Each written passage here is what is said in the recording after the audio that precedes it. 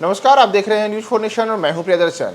13 मई को लोकसभा के चुनाव के चौथे चरण में बेगूसराय संसदीय सीट पर चुनाव होना है और बेगूसराय में चुनाव को लेकर के एक बड़ी गहमागहमी इसलिए क्योंकि बेगूसराय में हिंदू हृदय सम्राट के नाम से जाने जाने वाले गिरिराज सिंह की प्रतिष्ठा दांव पे लगी है। भारतीय जनता पार्टी तीसरी बार कमल खिलाना चाहती है, लेकिन इन सबके बीच बिहार के लेनिनग्राद में क्या इस बार फिर से वामपंथी दल कुछ करिश्मा करेंगे, इसे लेकर के भी अलग अलग तरीके की कैशबाजियां जारी हैं। और इन सबके बीच बेगूसराय क्या फिर से भूमिहारों के ही साथ जाएगा या फिर बेगूसराय में पहली बार कोई जातीय समीकरण बदलेगा, ये तमाम चीजें 13 मई को होने वाले लोकसभा चुनाव के दौरान वहां के मतदाता तय करेंगे। लेकिन इन सबके पहले अब वहां चुनाव प्रचार जो कि धीरे धीरे अंतिम दौर की ओर बढ़ रहा है, तो उसके पहले जमीनी मुद्दे और लोकसभा चुनाव के प्रचार में किस दल ने क्या क्या अब तक महत्वपूर्ण रणनीतियों के तहत वहां काम किया है और साथ ही साथ चुनाव के पहले क्या जमीनी स्थिति है, तमाम मुद्दों पर हम बात करेंगे अपने साथी देवांशु के साथ। देवांशु, क्या होगा बेगूसराय में? बेगूसराय में क्या होगा? बेगूसराय में देखिए, पिछली बार जो हुआ क्या इस बार भी होने वाला। पिछली बार तो पूरा एकदम धूम धड़ाक पूरी हॉट तरीके से बेगूसराय जो है हॉट सीट बन गई थी। इस बार पिछली बार की तुलना में थोड़ा सा साइलेंट जो है वो बेगूसराय दिख रहा है। तो अब सवाल जैसे कि आपने पूछा कि क्या होगा, गिरिराज सिंह जीत रहे हैं क्या, इस सवाल का हम जवाब देंगे। देखिए, ये चुनाव जो है वो साल 2024 का है, वक्त बदलता है, समीकरण बदलते हैं और इस बार क्या कुछ बदला है बेगूसराय में। स्टार्ट हम थोड़ा सा करेंगे कि आखिर कितने विधानसभा है और एनडीए फोल्ड में कितने विधायक जो है इस वक्त है। ये बहुत ही इंपॉर्टेंट हो जाता है जब आप किसी लोकसभा क्षेत्र की बात कर रहे हो, तो ये देखना कि वहाँ पर कितने विधानसभा हैं और कितने विधायक हैं, क्योंकि चुनाव जो है वो साल 2020 में विधायक वाला हुआ था। तो सबसे पहले देख लेते हैं प्रियदर्शन जी क्या है हाल। बेगूसराय में कुल जो है वो 7 विधानसभा क्षेत्र आते हैं। चेरिया बरियारपुर से अगर देखें तो राजवंशी महतो जो कि आरजेडी के विधायक हैं। बछवाड़ा से सुरेंद्र मेहता जो है वो विधायक हैं, जो कि मंत्री भी बनाए गए हैं, जो इस बार नया वाला बना है। बिल्कुल बीजेपी से, हाँ बीजेपी कोटे से है। हाँ। और तेघरा से राम रतन सिंह भाजपा के विधायक यानी कि लेफ्ट पार्टी की मौजूदगी यहाँ पर जो है वो है।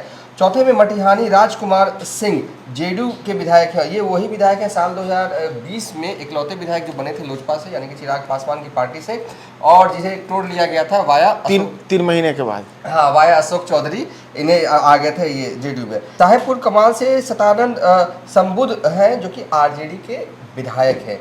बेगूसराय से अगर बात कर लिया जाए तो कुंदन कुमार जो हैं वो बीजेपी के विधायक हैं। टाउन में जो है वो बीजेपी के विधायक हैं। तो कुल मिला के अगर एनडीए और बखरी एक बची है। हाँ, और एक 7वां बखरी जो कि एससी सीट है, वहाँ पर सूर्यकांत पासवान जो कि भाजपा के जो है वो विधायक है, यानी कि लेफ्ट पार्टी जो है वहाँ 7 में से 2 विधानसभा सीट पे उनकी जो है वो मौजूदगी है, उनकी पार्टी के जो है वो विधायक है। अगर बीजेपी फोल्ड की अगर बात करें तो बीजेपी के 2 विधायक हैं और आरजेडी की अगर बात करें तो आरजेडी के भी 2 विधायक हैं और एक मटिहानी से जो कि जेडीयू के विधायक है। ठीक है। तो यानी कि कहें कि इक्वेशन के हिसाब से 2 हो गए लेफ्ट पार्टी के विधायक हैं, 2 आरजेडी के विधायक हैं और 2 बीजेपी और 1 जेडीयू।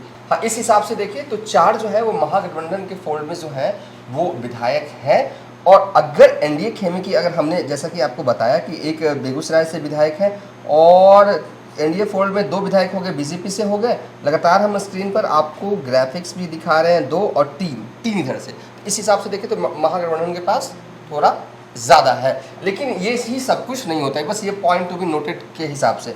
अब चलते हैं सांसदों की अगर लिस्ट देखें तो बेगूसराय इस मायने में भाग्यशाली है कि यहाँ से कई सांसद जो हैं वो केंद्रीय मंत्री जो हैं वो बने हैं। और ये भूमियारों का गढ़ है, भूमियार सीट। जैसा कि वक्त के हिसाब से धीरे धीरे बिहार में ये सीट कमती जा रही है, लेकिन बेगूसराय अभी भी कायम है कि हाँ ये भूमियार बहुल सीट है और यहाँ से एक भूमियार प्रत्याशी बीजेपी की तरफ से है।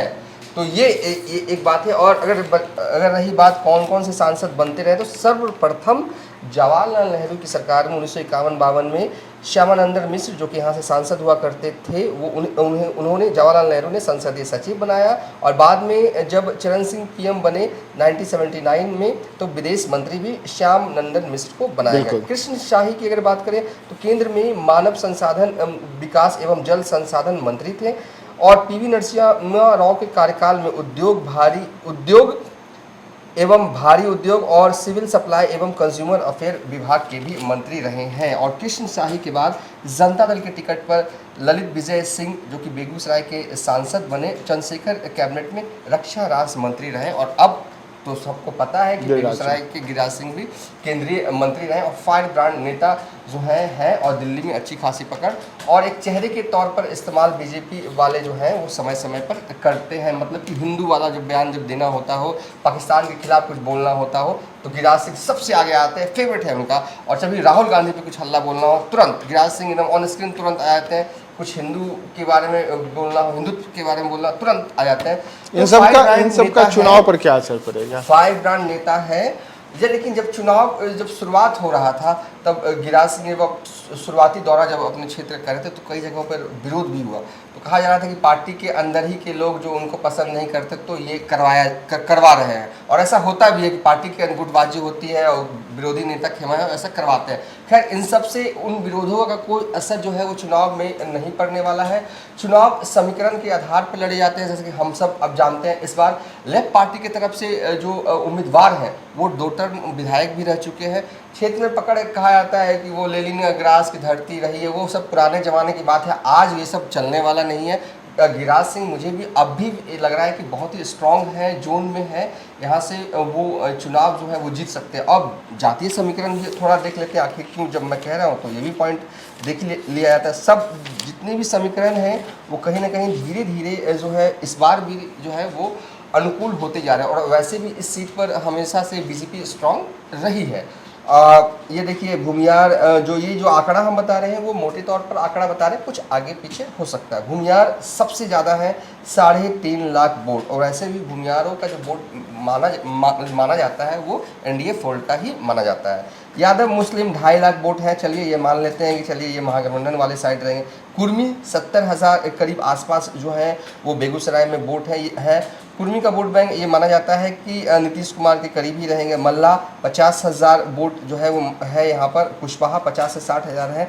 पासवान समाज जो है वो भी 50 से 60,000 करीब है। इसके अलावा भी कई अन्य जातियाँ जो हैं वो बेगूसराय में है। तो आप यहाँ मोटे तौर पर अगर देखिए तो 3.5 लाख भूमियार को देख लीजिए, कुर्मी देख लीजिए, कुशवाहा देख लीजिए। हालांकि कुशवाहा को तोड़ने के लिए लालू यादव ने इस बार प्रयोग भी किए हैं। खैर जब नतीजे आएंगे तब पता चलेगा कि प्रयोग कितना सफल हुआ है, लेकिन अभी तो हम ये मान के चलेंगे कि कुशवाहा वोट बैंक जो है वो एनडीए के फोल्ड में रहेगा, संभावना है रहने की। ठीक है, इस हिसाब से भी देखें जो जातीय समीकरण उस हिसाब से भी मजबूत है और जिस हिसाब से बेगूसराय में लगातार उनका काम बोलता है। एक कहते हैं ना फायर ब्रांड नेता की पहचान होती है, एक सांसद की पहचान होती है कि अपनी जनता का काम करवाना और इस काम में एक तरह से कह सकते हैं कि गिरिराज सिंह को महारत हासिल है। नहीं, एक मिनट आपको मैं रोकूंगा। गिरिराज सिंह को आप कह रहे हैं महारत हासिल है और गिरिराज सिंह पिछले 1 महीने से चुनाव प्रचार में उतरे हुए हैं। तो कई ऐसे मौके आए हैं जब गिरिराज सिंह का लोगों ने खुलकर विरोध किया, बाकायदा लोगों ने नारे लगाए हैं कि गिरिराज मजबूरी है, मोदी जरूरी है। तो कहीं ऐसा तो ना कि केवल जो गिरिराज चुनाव में उतरे हैं वो मोदी के नाम केवलम के उतरे हैं और उसी के आधार पर वोट मांग रहे हैं। देखिए मोदी नाम केवलम तो है ही, एनडीए के पास तो है ही मोदी नाम केवलम। और गिरिराज सिंह आप जब ने कहा कि विरोध हुए हैं उनका, देखिए विरोध हुआ है लेकिन वही लोग उनको मेरे हिसाब से मुझे जो लगता है विरोध है, ठीक है। कुछ नाराजगियाँ रहती हैं क्षेत्र के सांसद से, ऐसा कोई सांसद ही नहीं हो जिसपे नाराजगी ना हो, लेकिन फिर भी जो है वो जीतेंगे और वही लोग उनको जितवाएंगे। एक और आपको जानते हैं, एक और आपको बयान याद दिला दूं कि पिछले दिनों जब गिरिराज सिंह चुनावी सभा में थे तो वहां भी गिरिराज ने कहा था कि मेरी गलती की सजा मोदी जी को मत दीजिएगा, मेरी गलती की सजा मोदी जी को मत दीजिएगा, मुझको नहीं मोदी जी को वोट दीजिएगा। ये गिरिराज सिंह के बोल हैं, बाकायदा सभा में बोल रहे हैं, जनसभा में बोल रहे हैं। तो ये तमाम चीजें जो हैं, कहीं ऐसा तो ना कि गिरिराज को लग रहा है कि कहीं इस बार उनके लिए कुछ उथल पुथल वाली स्थिति है, कुछ सब कुछ उनके लिए मुफीद नहीं है। देखिए ठीक है, गिरिराज सिंह ने बयान दिया, इसे कहीं ना कहीं कनेक्ट करने की कोशिश की वहाँ के लोगों से। जिस तरीके से 2-3 बार विरोध हुआ उनका, तो मुझे लगता है कि इस तरीके का बयान देना वो कनेक्ट कर रहे हैं। और ऐसा नहीं है कि गिरिराज सिंह ने वहाँ कोई काम नहीं किया, वो हफ्ता 10 दिन 15 दिन जो भी शेड्यूल जाता था और कोई शिकायत होता तो अधिकारियों को धड़ पकड़ फोन करके डांटने वाला विजुअल तो हमने कई दफ़ा देखा। अधिकारियों को फ़ोन किया, रास्ते में गए, कुछ शिकायतें मिली, ग्रामीणों के बीच में गए और तो वो फ़ोन वोन करते थे। और रही बात एक सांसद के तौर पर कितना सफल हुए, तो आप उनको असफल नहीं कह सकते हैं। ठीक है, नाराजगियां हैं क्षेत्र के लोगों की रहती हैं, हो सकता है गुटबाजी के शिकार हो रहे होंगे, इससे इनकार नहीं किया जा सकता। लेकिन जो आपने कहा कि जिस तरीके की अपील मंच से करते हैं, मैं ये कह सकता हूँ कि ये गिरिराज सिंह का एक कार्ड है, आप इसे नहीं, एक और कार्ड में फिर आपको रोकूंगा। एक और कार्ड उन्होंने खेला था जब उन्होंने नामांकन किया था, उस दौरान भी जब उन्होंने एक जनसभा को संबोधित किया था, तो वहां उन्होंने एक और बात कही थी कि मुझे देशद्रोहियों का वोट नहीं चाहिए, मुझे पाकिस्तान परस्तों का वोट नहीं चाहिए। वो तो पुराना कार्ड हो गया। और उसके बाद काफी उनके बाद उनकी जो ये टिप्पणी थी इस पर काफी बवाल भी मचा था। हालांकि बाद में गिरिराज इस पर अडिग रहे थे, ये सबसे बड़ी बात थी कि भले क्यों कि गिरिराज पर वो उस पर अडिग रहे थे। तो क्या गिरिराज सिंह, आपको लगता है कि उनके लिए ये लग रहा है कि उनको कि कहीं न कहीं जो कई प्रकार की चुनौतियां हैं उसमें इस प्रकार की भावनात्मक अपील उनके लिए बेहतर सौदा साबित हो सकती है? बिल्कुल बेहतर सौदा साबित होगी। यहाँ तक कि अमित शाह ने ही कह दिया कि वो सत्ता में आते हैं, वो तो हम मुस्लिम आरक्षण जो है वो खत्म कर देंगे, इस तरह का बयान, ये सब तो शूट करता है। गिरिराज सिंह तो पिछले मुझे याद है कि 2015 के चुनाव में भी पाकिस्तान को लेकर जो बयान दिया था उसको लेकर कितना भारी बवाल हो गया था। तो ये सब तो गिरिराज सिंह को शूट करता है। अगर ये वो इस तरह का बयान नहीं देते ना तो गिरिराज सिंह ने इस बार कुछ बोला नहीं, मतलब अच्छा, गिरिराज सिंह मिस करते हैं हम गिरिराज सिंह के पक्ष में चुनाव प्रचार करने के लिए अमित शाह आए, नितिन गडकरी आए, योगी आदित्यनाथ की सभा हो रही है। तो ये तमाम चीज क्या है कि गिरिराज को कहीं न कहीं से ये इस रूप में पेश किया जा रहा है कि अगर गिरिराज हारते हैं तो एक तरीके से जो जिस हिंदूवादी राजनीति के लिए कथित तौर पे भारतीय जनता पार्टी जानी जाती है तो उसकी हार होगी भाजपा के वहाँ बेगूसराय में। देखिए, एक तो ये है ना कि एनडीए फोल्ड में चाहे मतलब जो भी चुनाव लड़ रहे हैं वो कोई भी लूप होल छोड़ना नहीं चाह रहे हैं। आपने कहा ना कि ये लोग, ये नेता आए, वो नेता आए, ठीक है, मतलब पूरी शक्ति झोंकनी भी चाहिए। अगर आपके पास शक्ति है तो झोंक दीजिए, क्यों ना झोंकें। तो गिरिराज सिंह, आपने कहा कि अगर वो हारते हैं तो बेशक बड़ी नहीं हारेंगे, ऐसी बात नहीं है, क्योंकि अगर आप पिछले चुनावों का देख लीजिए तो 2014 में जब भोला सिंह बेगूसराय में पहली बार भारतीय जनता पार्टी का कमल खिलाने में सफल हुए थे तो महज 58,335 वोटों से उन्होंने जीत हासिल की थी। लेकिन जब 2019 के जब लोकसभा के चुनाव हुए तो उस चुनाव में गिरिराज सिंह वहां चुनाव मैदान में उतरे और उनके मुकाबले कन्हैया कुमार थे, वामपंथी दलों की ओर से बिल्कुल फायर ब्रांड युवा नेता। उनके चुनाव प्रचार में देश के कई दिग्गज लोग उतरे बेगूसराय, और जब लड़ रहे थे तो लगा था कि फाइटिंग में है, बहुत रेस में है, कम मार्जिन से जीत होगी। हुआ क्या, 4,22,000 से ज्यादा वोटों के अंतर से गिरिराज सिंह चुनाव जीत गए और बिहार में सर्वाधिक वोटों से चुनाव जीतने वाले जो नेता रहे उसमें प्रथम पंक्ति में गिरिराज सिंह शामिल रहे जो 4,22,000 वोटों के बड़े अंतर से चुनाव जीते। तो इस बार गिरिराज सिंह के लिए क्या फिर से वैसी ही स्थिति है या फिर अवधेश राय इस बार उनके लिए कोई बड़ी बाधा पैदा करेगा? उतना लार्ज मार्जिन तो नहीं रहने जा रहा है, क्योंकि उस समय लेफ्ट पार्टी और जो आरजेडी है अलग अलग चुनाव, तनवीर हसन चुनाव लड़ रहे थे आरजेडी से। इस बार मतलब कि दो मतलब कि चंक जो है वो एक साथ मिला है, तो कहीं ना कहीं उतना मार्जिन तो नहीं ला पाएंगे, एंटी इनकम्बेंसी भी होता है, लेकिन जीतेंगे मुझे यहाँ से लग रहा है, ये बिल्कुल मुझे यहाँ से तय लग रहा है। नाराजगियाँ हैं, चाहे वो इमोशनल कार्ड खेल रहे हैं जैसा आप कह रहे हैं कि ऐसा, तो वही आपका कहने का तात्पर्य था नहीं, वो ऐसा तो वही आदमी बोलेगा ना कि जो डर रहा हो अंदर से, आप कहने का तात्पर्य ये था। नहीं, मुझे लगता है कि ठीक है, वो कोई लूप होल नहीं छोड़ना चाहते। गिरिराज सिंह जो है वो कोई लूप होल नहीं छोड़ा, इसी के तहत एक इमोशनल कार्ड था उनकी तरफ से जो है वो खेला गया। और अब आपने कहा कि देखिए यहाँ से सांसद ललन सिंह भी रहे हैं 2004 में। हाँ, 2004 में सांसद ललन सिंह भी रहे हैं और 2009 में मुनाजिर हसन जो कि बिहार में कभी भवन निर्माण मंत्री हुआ करते थे, वो भी यहाँ से सांसद रहे हैं। और आपको यहाँ ये भी बता दें कि केवल एकमात्र मुनाजिर हसन ही ऐसे शख्सियत रहे जो कि गैर भूमिहार रहे, जो कि सांसद बने, और इसके अतिरिक्त तमाम जो बेगूसराय में सांसद बने उनका इतिहास है कि भूमिहार जाति के ही लोग 10 सांसद अब तक भूमिहार जाति से रहे हैं। बिल्कुल, 10 जाति के जो लोग हैं वो अब तक भूमिहार जाति के। तो भूमिहार गोलबंद होगा गिरिराज के लिए? ऑप्शन नहीं है ना, क्यों भूमिहार क्यों नहीं जाएगा? महागठबंधन के पास चला जाएगा, जाएगा तो कम संभावना है, कम संभावना है, क्योंकि आज जो कल का जो तेजस्वी का बयान दीजिए, ठीक है, उन्होंने अपने मुखारबिन से एग्जैक्ट शब्द का नाम नहीं लिया, लेकिन उस बयान का मजमून तो सब लोग तो भूमिहार अगर गोलबंद में कुछ कहिएगा तो बेगूसराय में भूमिहार अगर गोलबंद होगा तो अवधेश राय जिस यादव बिरादरी से आते हैं उनके लिए यादव, मुस्लिम, अति पिछड़ा, दलित क्या गोलबंद नहीं होगा? ये गिरिराज के लिए परेशानी नहीं बनेगी? देखिए, यादव मुस्लिम जो मोटे तौर पर आंकड़े जो हम बता रहे हैं वो 2.5 लाख, ठीक है, और उसके बाद यादव मुस्लिम के पास उसके बाद बचता क्या है, 2M मल्लाह को भी अगर आप जोड़ लीजिए, इसमें भी थोड़ा सा ये कितना 85,000 ना है, मान लीजिए 3 लाख, ठीक है। अभी भी सिर्फ भूमियार अकेले ही 3.5 लाख है, और बाकी ये कुर्मी, कुशवाहा और पासवान तो एकदम बिल्कुल इंटैक्ट रहेंगे एनडीए के साथ, ऐसा लग रहा है। क्योंकि अब तक का जो पैटर्न दिखा है उसके हिसाब से चिराग पासवान के साथ इंटैक्ट रहेगा। तो इस हिसाब से भी अगर देखें मोटे तौर पर जातीय आंकड़े, तो मतलब कि गिरिराज सिंह स्ट्रॉन्ग हैं। हाँ, अगर वो विधायक वाला साइड में चले जाइए तो 4 विधायक उनके हैं, उस हिसाब से देखें तो थोड़े से इनका पल्ला कमता है। लेकिन फिर भी अगर जातीय समीकरण की अगर बात करें, शुद्ध रूप से अगर जातीय समीकरण की अगर बात करें, तो एनडीए फोल्ड के उम्मीदवार गिरिराज सिंह का पल्ला जो है वो भारी है। पल्ला जैसे कि झुकता कैसा, जैसे आपने बताया कि शुरुआती दौर में विरोध हुआ, मन से ये अपील करना किसी उम्मीदवार का कि हमें जितवा दीजिए कोई भी गलत मोदी के नाम पे, ये थोड़ा कहीं ना कहीं इंटरनल तौर पर ये मैसेज देता है, ओ डरे हुए हैं साहब तभी तो ऐसा बोल रहे हैं। हो सकता है कि इंटरनल तो ये स्ट्रैटेजी का एक हिस्सा हो। बड़े बड़े नेता, बड़े बड़े दिग्गजों को बेगूसराय में उतारा गया, ये तो सही बात है, उतारना चाहिए। आपके पास शक्ति है, आपके पास नेता है, तो उतारिए, क्यों ना उतारें। यानी कि अवधेश राय चुनाव प्रचार में भी कमजोर पड़े।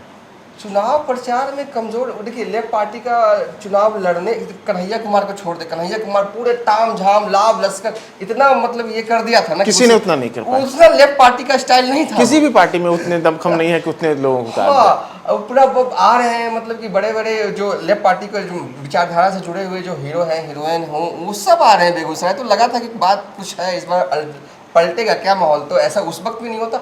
और लेफ्ट पार्टी देखिए जिस तरीके से खगड़िया में भी चुनाव उनकी तरफ से लड़ा गया, और जिस तरफ से अवधेश राय जो है वो चुनाव लड़ रहे हैं, इनका पैटर्न थोड़ा अलग होता है। मतलब क्या कहें, man to man connect, man to man marking, man to man connection, गांव दर गांव घूमना, और लंबे वक्त से ये तैयारी करते हैं चुनाव की। और वो होता ना कि काफिला के साथ चुनावी प्रचार, बड़े नेता, ये सब नहीं, थोड़ा सा अलग स्टाइल होता है, और इसी स्टाइल से वो जीतते हैं चुनाव। तो अब यह देखना महत्वपूर्ण होगा कि 13 मई को जो चुनाव होंगे, तो 13 मई को बिहार का लेनिनग्राद, यानी कि जिसे मिनी मॉस्को भी कहा जाता है, क्या वह इस बार वामपंथी दलों के साथ जाएगा।